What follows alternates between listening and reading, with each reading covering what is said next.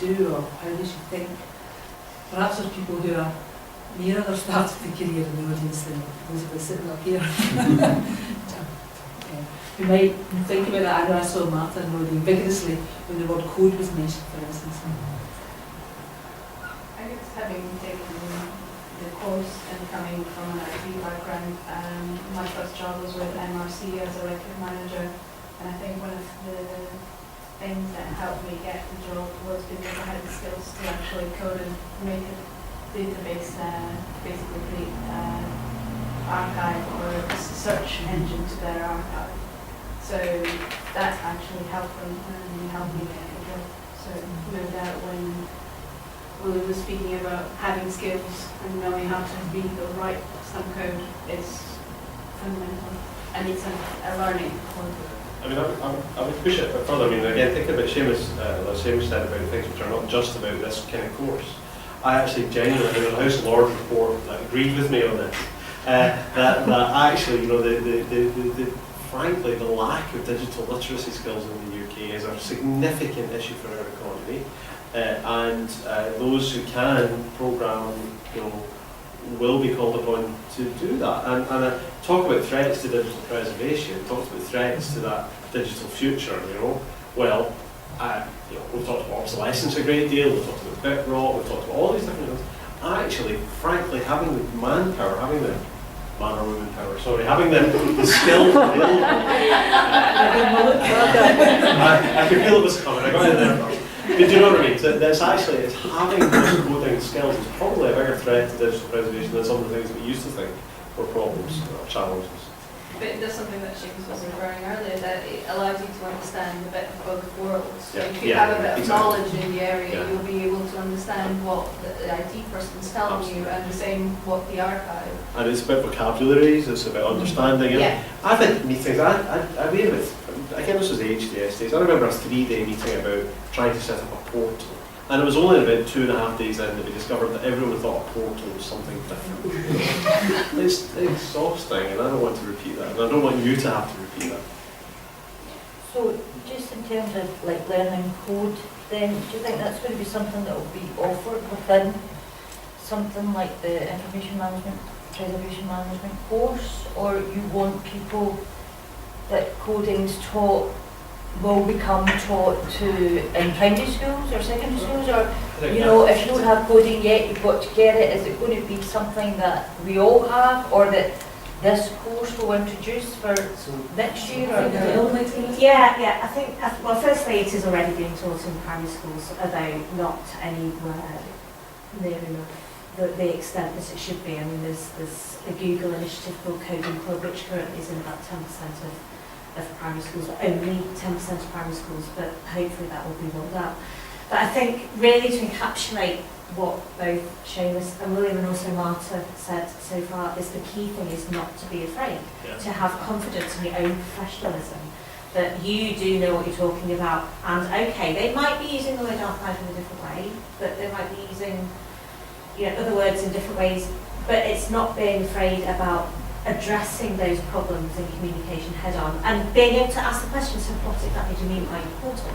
And actually having the confidence in that and say, well, I don't necessarily know about this, but I'm not afraid to learn. The most frustrating thing is in the labs is when students sit there and you can tell they're panicking before they've even read the first page of the instruction sheet, and that's really frustrating. It's not being afraid to continue your learning, to identify what you don't know, and having the skills hopefully to find out where it is that you can go to find those skills, where you can get those skills. And by the time you finish any program here, I would hope that you would not be afraid and you'd have those skills, because there's no way that we could possibly teach everything that you need to know. And there'd be no point in teaching any particular language or any particular architecture, because it's about the flexibility and the ability to understand where you need to go for the learning. It's about the communication and about being able to meet these challenges head on. So I just make one, try to answer the question that's in a different direction. I think it's really good to hear that coding is being taught in schools, even if it's only 10% of the population so far. We need it to reach 100% of the population. It needs to be like reading, like writing, typing correctly. Most things can't be cursive anymore. It needs to be an endemic skill in society.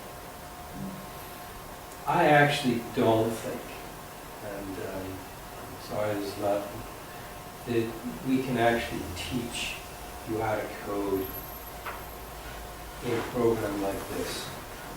What we can teach you how to do is communicate with people who do know how to code. We could teach you about information system design, information system architecture, which is, for me, much more important to know than specifically how to code.